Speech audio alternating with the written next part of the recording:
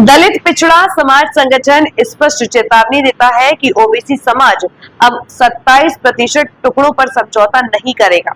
हमारी मांग है कि ओबीसी को उनकी असली जनसंख्या के आधार पर 52% आरक्षण तत्काल दिया जाए। मोहन सरकार द्वारा बुलाई गई सर्वदलीय बैठक जनता को गुमराह करने का एक ढोंग मात्र है।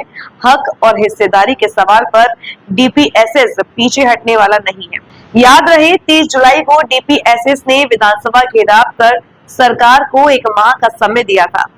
अब समय पूरा हो चुका है और सरकार का असली चेहरा जनता के सामने लाना हमारा संकल्प है। हम पूछना चाहते हैं, भिंड कलेक्टर के साथ सार्वजनिक रूप से बर्बरता करने वाले भाजपा विधायक नरेंद्र सिंह कुशवाहा पर मोहन सरकार का क्या स्टैंड है? चुप्पी क्यों? कल प्रेस वार्ता में डीपीएसएस के राष्ट्रीय अध्यक्ष दामोदर सिंह यादव सरकार को सीधा सवाल करेंगे और यह भी बताएंगे कि कमलनाथ सरकार को गिराने का असली दोषी कौन था। ये लड़ाई दलित पिछड़े समाज की हिस्सेदारी और अधिकार की है। मीडिया से निवेदन नहीं बल्कि अपेक्षा है कि आप इस सत्याग्रह की आवाज को जनता तक पहुंचाने के लिए उपस्थित रहे। मेरी नजर में, लेकिन चूंकि करंट उसमें चल रहा है इसलिए उस पर बोल देता हूं।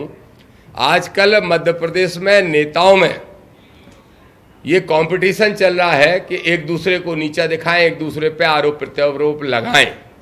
आपने देखा ही है दिग्विजय सिंह और कमलनाथ जी का मामला। इसके साथ साथ नेताओं के साथ साथ देश में बाबाओं में कंपटीशन चल रहा है। एक वो बाबा जी हैं, कोई जगत गुरु लिखते हैं, वो एक अच्छे भले संत हैं जिनको मैं उनकी तुलना में बेहतर मानता हूं, जो मथुरा में बैठते हैं, पीले वस्त्र पहनते हैं, परमानंद जी, प्रेमानंद जी। वो उनके ऊपर आरोप लगा रहे हैं। वो बोल रहे हैं संस्कृत नहीं जानते, वो बोल रहे हैं संस्कृत नहीं जानते। तो वो कह रहे हैं कि क्या भगवान सिर्फ संस्कृत की भाषा समझता है? क्या हमारा ईश्वर इतना कमजोर है? तो ये नेताओं और बाबाओं के बीच में जो कंपटीशन चल रहा है एक दूसरे को नीचा दिखाने का, और मीडिया पे भी जबरदस्त कवरेज मिल रहा है, हर चैनल पे आ रहा है, अखबारों में छप रहा है, सोशल मीडिया पे चल रहा है। मेरा भी आप सबसे निवेदन है कि ये नेता बाबा तो लड़ते रहेंगे, क्योंकि ये आडंबर की दुनिया के बड़े सिपाही हैं। ये लड़ते रहेंगे, नौटंकियां करते रहेंगे। हमारे जो जनहित के मुद्दे हैं आपका सबका समर्थन मिलता है और ऐसा ही समर्थन आपका सबका मिलता रहे। ओबीसी को 52% आरक्षण दिलाने के लिए हम आर पार की लड़ाई लड़ने जा रहे हैं। हमारा संदेश आपके माध्यम से भी मुख्यमंत्री और सरकार तक पहुंचे, इसके लिए आज हमने आप सभी को आमंत्रित किया। जहां तक कांग्रेस की सरकार के सबसे पहला विषय तो यह है कि अगर जब आप सर्वदलीय बैठक करते हो तो सारे राजनीतिक दलों को क्यों नहीं बुलाया गया? और जब आरक्षण के मुद्दे की बात थी तो अंबेडकरवादी जो राजनीतिक दल हैं या अंबेडकरवादी जो आरक्षण की लड़ाई लड़ रहे हैं, उन लोगों को क्यों शामिल नहीं किया गया? क्या मोहन यादव जी सिर्फ अपने मतलब के लोगों को बुला के अपनी हाँ में हाँ मिलवाना चाहते थे? मैं स्वयं आज़ाद समाज पार्टी से विधानसभा का चुनाव लड़ा और बहुत थोड़े से वोट से हारा, आप सब साथी जानते हैं, चौड़ा से, दतिया जिले से। आज़ाद समाज पार्टी का भी एक सांसद है, एडवोकेट हमारे भाई चंद्रशेखर आज़ाद। वो सांसद हैं, सदन के अंदर भाजपा, कांग्रेस, सपा, बसपा सबको हरा के पहुंचे हैं। मध्य प्रदेश के अंदर भी हमारा परफॉर्मेंस आम आदमी पार्टी से ज़्यादा अच्छा था, लेकिन आम आदमी पार्टी को बुलाओगे, कांग्रेस को बुला लोगे जो आपकी बी टीम है, और उसके साथ साथ आप पीडीए की बात करने वाले आदरणीय अखिलेश यादव जी की पार्टी के लोगों को भी बुलाया, लेकिन अंबेडकरवादी किसी भी राजनीतिक दल को नहीं बुलाया। इसकी मैं घोर निंदा करता हूं।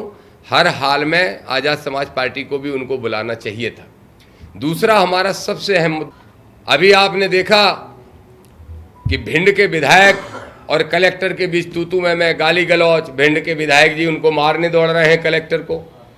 आज से 2 महीने पहले किसानों के मुद्दे पे इसी कलेक्टर ने जब 2000 बीघा जमीन किसानों से छीन ली थी, भिंड कलेक्टर ने, संजीव श्रीवास्तव ने, तो मैं स्वयं गया था और मैंने आंदोलन किया था और कलेक्टर के बाहर बैठा था, कलेक्ट्रेट के ऑफिस के बाहर धरने पे किसानों को लेके।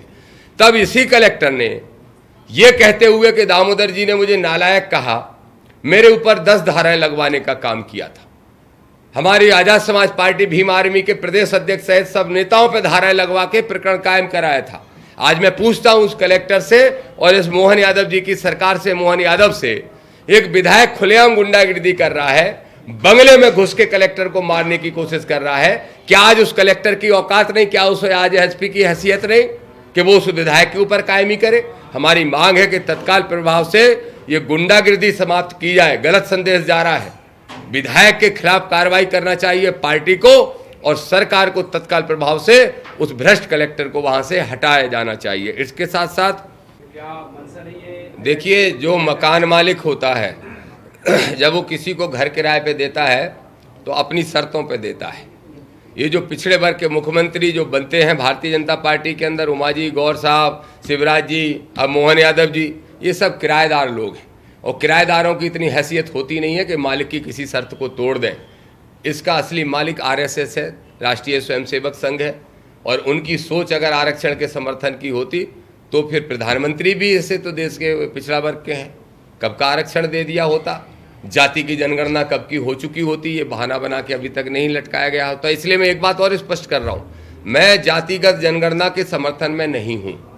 मैं जातिगत जनगणना की मांग इसलिए नहीं करना चाहता क्योंकि जातिगत जनगणना कराने के बहाने अभी सालों और हमको लटकाया जाएगा।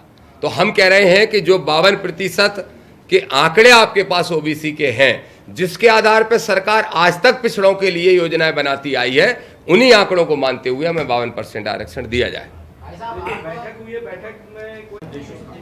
देखिए, अभी 2 दिन पहले मुख्यमंत्री मोहन यादव जी ने एक बैठक बुलाई, सर्वदलीय बैठक ओबीसी के मुद्दे पर, ओबीसी आरक्षण के मुद्दे पर। मेरी पहली आपत्ति तो यह है कि उसमें आज़ाद समाज पार्टी और अम्बेडकरवादी पार्टियों को शामिल नहीं किया, इसलिए वो सर्वदलीय बैठक नहीं मानी जाना चाहिए। दूसरा मेरा विषय यह है कि ओबीसी को जनसंख्या के अनुपात में आरक्षण दिया जाना चाहिए। हमारी आबादी मध्य प्रदेश के अंदर 52% है, ये सरकारी आंकड़े बोल रहे हैं, और 52% आरक्षण ओबीसी को मिले। मुझे इस बात पे भारी आपत्ति है कि सीएम ने जो बैठक बुलाई और उसमें जो कांग्रेस, जीतू पटवारी शामिल हुए, सपा के लोग शामिल हुए, ये लोग भी 27% पे सहमत हो गए। हमें 27% की भीख नहीं, पिछड़ा वर्ग को अपने हक के हिसाब से 52% आरक्षण चाहिए। इस मुद्दे को लेके हमने कल मुख्यमंत्री को पत्र लिखा है, और अगर हमारी सुनवाई इसमें नहीं हुई, हमें 27% का भिखारी समझा गया, तो हम 52% आरक्षण की मांग पर 15 दिन बाद बड़ा आंदोलन करके मुख्यमंत्री का घेराव करने का काम करेंगे। कांग्रेस में प्रदेश उपाध्यक्ष रह चुका हूं, मैन बॉडी का, पिछड़ा वर्ग का भी प्रदेश अध्यक्ष रह चुका हूं, पिछड़ा वर्ग विभाग का। मैं भी ये बात बड़े स्पष्ट तौर पे कहूंगा कि जो सरकार कमलनाथ की थी 18 महीने की, जो मध्य प्रदेश के कांग्रेस के उस समय कार्यकर्ता की मेहनत से और जनता के सहयोग से बनी थी, उस सरकार को 18 महीने में से 18 दिन भी कमलनाथ ने नहीं चलाया। वो सरकार पूरी तरह से मिस्टर बंटा ढार चला रहे थे, पूरी तरह से मिस्टर बंटा ढार चला रहे थे। डीजीपी, मुख्य सचिव, प्रमुख सचिव से लेकर कलेक्टर, एसपी तक जितने अधिकारी पोस्टिंग होती थी वो मिस्टर बंटा ढार के कहने से होती थी। इससे बड़ा प्रमाण क्या होगा कि मध्य प्रदेश की राजनीति के अंदर, मध्य प्रदेश में इतिहास में पहली बार ऐसा हुआ कि जितने मंत्री थे वो सारे के सारे कैबिनेट मंत्री बने, और वो कैबिनेट मंत्री बने भी इसलिए ताकि मिस्टर बंटा ढार साहब के बेटे को, जो कि बहुत जूनियर थे, उनको कैबिनेट मंत्री बनाया जा सके। इससे सिद्ध होता है कि वो सरकार कौन चला रहा था। लेकिन वो मुद्दा मेरा नहीं है, क्योंकि ना मैं अब उस पार्टी में हूं और ना उस पार्टी पे मुझे आरक्षण के समर्थन करने का कोई भरोसा है। लेकिन आप सबसे मेरा निवेदन है कि हमारी आरक्षण की लड़ाई में, हमारे हक अधिकार की लड़ाई में आप सबका सहयोग हमें मिले। बहुत बहुत धन्यवाद। अब अगर आप